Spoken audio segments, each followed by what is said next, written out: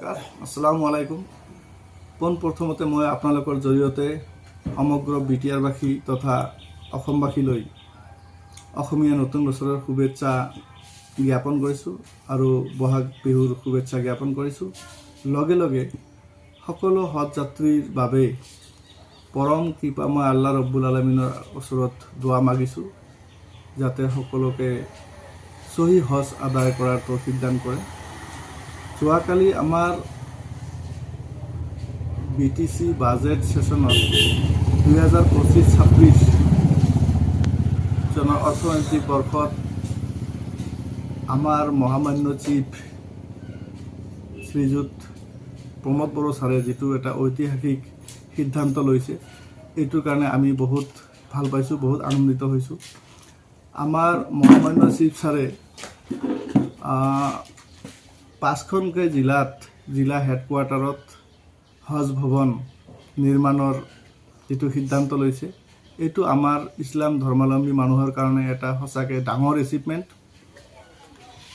যোৱা 17 বছৰে হাগ্ৰামা মহিলাৰীৰ চৰকাৰৰ কাৰ্যকালত আমাৰ মাইনৰিটি সম্প্ৰদায়ৰ মানুহবিলাকৰ এটাই দাবী আছিলে যে আমি বিটিচিত এটা হজ ভৱন লাগে, কিন্তু সেইটো যোৱা 17 বছৰে হৈ উঠা সম্ভৱ হোৱা নাছিলে।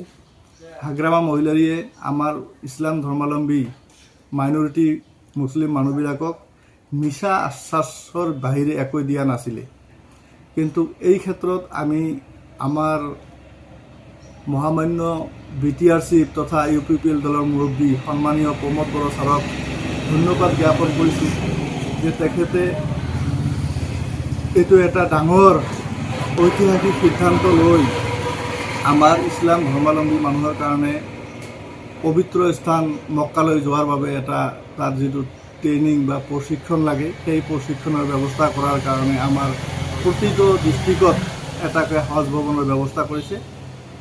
এইটো আমাৰ কাৰণে, আমাৰ ইছলাম ধৰ্মাৱলম্বী মানুহৰ কাৰণে বহুত ভাল হৈছে। এইটো এটা আমাৰ ডাঙৰ এচিভমেণ্ট বুলি আমি ভাবিছোঁ আৰু ইয়াৰ কাৰণে আমি আমাৰ মহামান্য চিফ তথা UPPL দলৰ মুৰব্বী সন্মানীয় প্ৰমোদ বড়ো ছাৰক ধন্যবাদ জ্ঞাপন কৰিছোঁ আৰু কৃতজ্ঞতা প্ৰকাশ কৰিছোঁ।